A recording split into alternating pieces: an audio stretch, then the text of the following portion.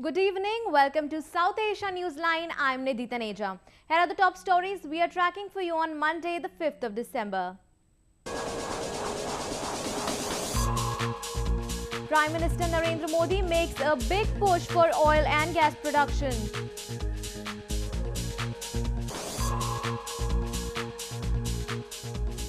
Fire at Pakistan hotel kills 11, leaves over 70 injured.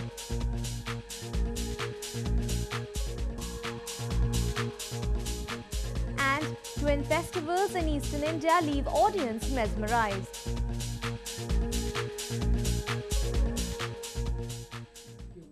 And now for all the details. Indian Prime Minister Narendra Modi on Monday inaugurated the 12th International Oil and Gas Conference, Petrotech 2016 in the national capital. The conference is set to play a key role in preparing a roadmap to meet India's future energy needs.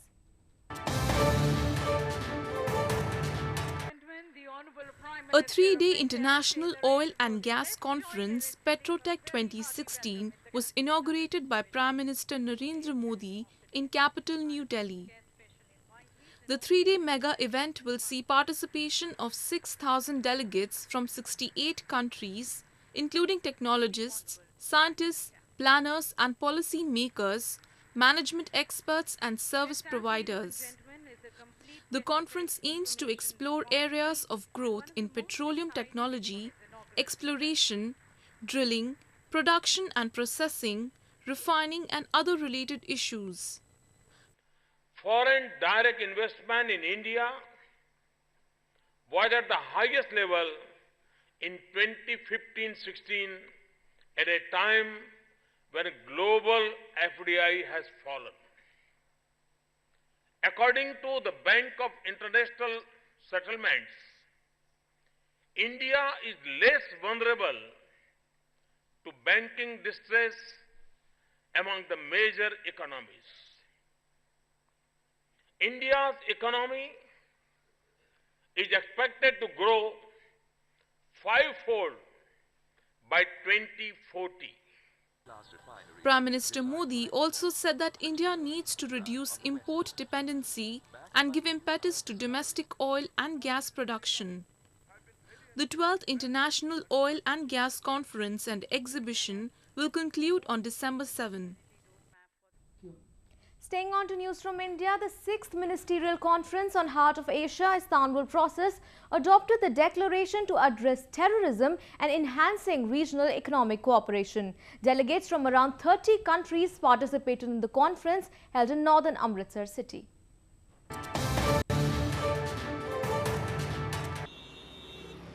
The 6th Heart of Asia Conference concluded on Sunday with a call on Islamabad to rein in militant outfits operating in Pakistan and threatening stability in Afghanistan.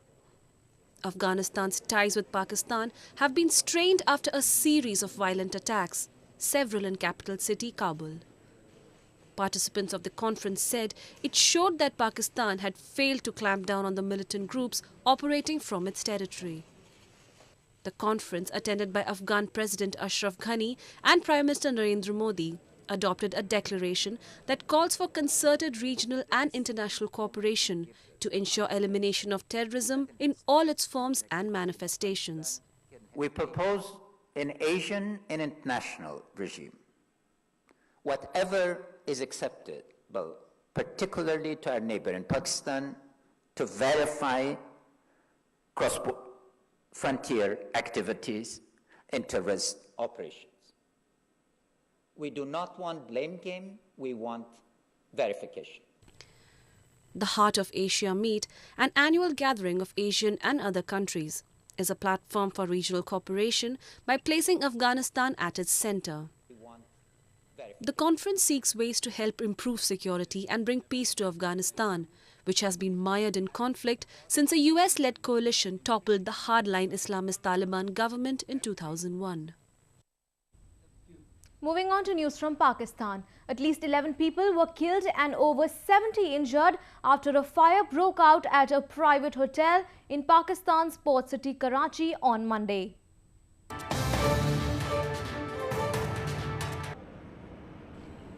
A fire at a luxury hotel in the Pakistani city of Karachi killed at least 11 people and injured over 70 on Monday. The blaze reportedly broke out in a ground floor kitchen of the Regent Plaza Hotel at 3 a.m. local time and travelled through the air conditioning ducts, engulfing a major part of the hotel in flames. Trapped guests in upper floors even used bed sheets to climb down from windows. The firefighters were able to contain the blaze after 3 hours. By the time now we had 75 people who were brought in, and there has been no mortality at JPMC so far. Alhamdulillah, all patients are safe and secure, and we have only 5 patients now left at the emergency. The rest of the people who died on the spot perhaps were 11 in number who have been brought to JPMC. Karachi Mayor Wasim Akhtar said the cause of the fire could not be immediately ascertained. Many Pakistani buildings have lax health and safety standards. Firefighters often have to work with poor and inadequate equipment. Meanwhile, people of southwestern Balochistan province for decades have been living under extreme poverty and negligence. They have been the victim of injustices and human rights violations unleashed on them by the Pakistani authorities. Despite being a resource-rich region, people of Pakistan's southwestern Balochistan province continue to live in extreme poverty and are deprived of basic rights. With no attention from the Pakistan authorities, the Baloch people are forced to fend for themselves. Right to health, education, infrastructure and other basic rights are more like a dream for them. Though they continue to fight for their rights and the atrocities meted on them by the Pakistani forces, arrangements are made to muzzle them.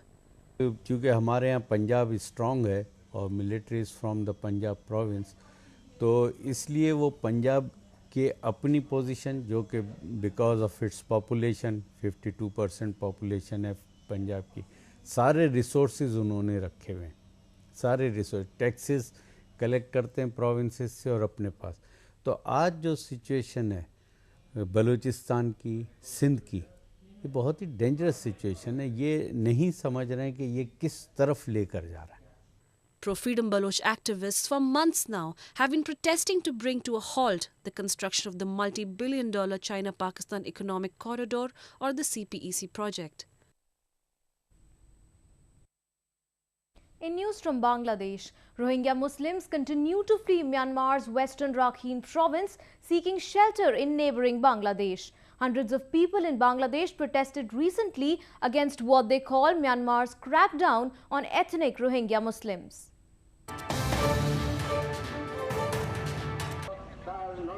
Hundreds of people, including poets from Bangladesh, recently protested against Myanmar's crackdown on ethnic Rohingya Muslims that has killed at least 86 people and sent 10,000 fleeing. Protesters took to the streets of capital Dhaka at a rally organized by local writers carrying pictures of Rohingya victims and calling for the Nobel Committee to strip Myanmar's leader Aung San Suu Kyi of the Peace Prize. Islami Andolan Bangladesh activists also took part in the protest to express their support for their fellow Muslims in Rohingya and threatened to close Myanmar's embassy in Bangladesh. মিয়ানমারের দূতাবাস থাকবে না, থাকবে না, থাকবে না। সংগ্রামী ভাইয়ের আমার, তাও যদি কাজ না হয় তাহলে ইসলামী আন্দোলন বাংলাদেশের সংগ্রামী আমির পীর সাহেব চরমনার নেতৃত্বে আগামী 18 ডিসেম্বর আমরা মিয়ানমার অভিমুখে লং মার্চ করে মিয়ানমারের মুসলমানের পাশে দাঁড়াতে চেষ্টা করব ইনশাআল্লাহ। Muslims across Malaysia, Thailand and Indonesia also held protests recently demanding Rohingyas be protected. Moving on, Mahabodhi Temple in India's eastern Bihar province is a famous Buddhist pilgrimage site. Devotees from all walks of life held prayers during the ongoing 10-day chanting ceremony.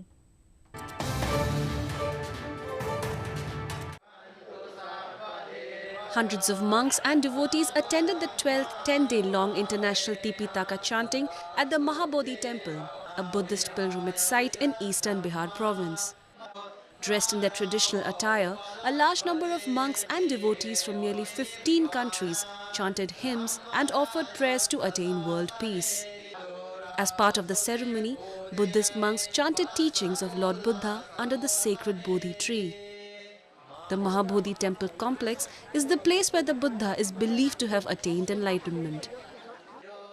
Buddhist scriptures describe Bodh Gaya as the navel of the earth, where pilgrims and tourists from Sri Lanka, China, Japan and the entire of Southeastern Asia throng this holiest of Buddhist shrines every year. The international Tipitaka chanting will conclude on December 12th. A soccer tournament was recently held in India's northern Jammu and Kashmir province exclusively for girls. Young girls braved the cold weather and showed immense enthusiasm to participate in the event. India's paramilitary Central Reserve Police Force, or CRPF, recently held a soccer tournament for girls in Kashmir Valley. Around 10 teams from different schools and colleges of capital Srinagar participated in the event organized in collaboration with Jammu and Kashmir Sports Council and Football Association in the city's Bakshi Stadium.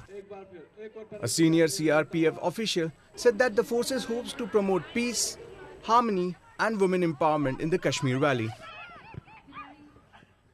मैं thank करना चाहती हूँ CRPF वालों को भी कि इन्होंने हमें एक मौका दिया कि यहाँ पे हम टूर्नामेंट करें, हमें भी अपने आप को प्रूव करने का मौका मिले और मैं सबको थैंक करना चाहती हूँ क्योंकि गर्ल्स लड़कों से कम नहीं है. Despite cold weather conditions, young girls showed enthusiasm for the tournament, which was mostly watched by school children and the officials conducting the event. India's eastern Odisha province was abuzz with celebrations of twin festivals as tourists thronged from across the country and the globe to witness the grandeur. The aim of the festival was to promote the art and culture of the region.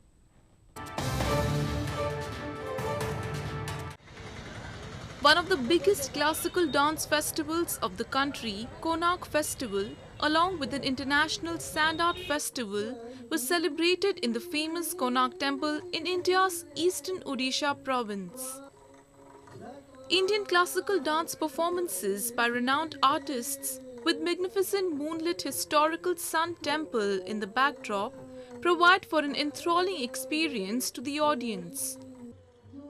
The festival attracted scores of traditional dance and music enthusiasts from across the country and abroad to watch different Indian dance forms such as Odissi, Bharatnatyam, Kuchipudi, Mohiniyattam and so on. Karnak Festival, which is started since 1989, is completing about 26 years, has come off. It has taken one of the best places, so to say, in the national platform as far as the classical dance form is concerned. People considered Karnak Festival as an ideal panorama of Indian cultural heritage. It also coincided with the 6th International Sand Festival. Over 40 stalls were installed and 68 sand artists from all over India, besides 5 from US, England, Holland and Russia participated in the festival. Both the festivals conclude on Monday. Well, that's the way it was in South Asia this evening. Before we conclude the top stories once again. Prime Minister Narendra Modi makes a big push for oil and gas production.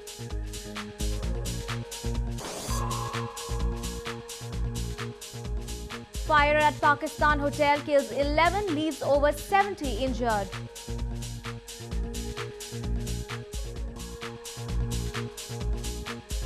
And twin festivals in eastern India leave audience mesmerized.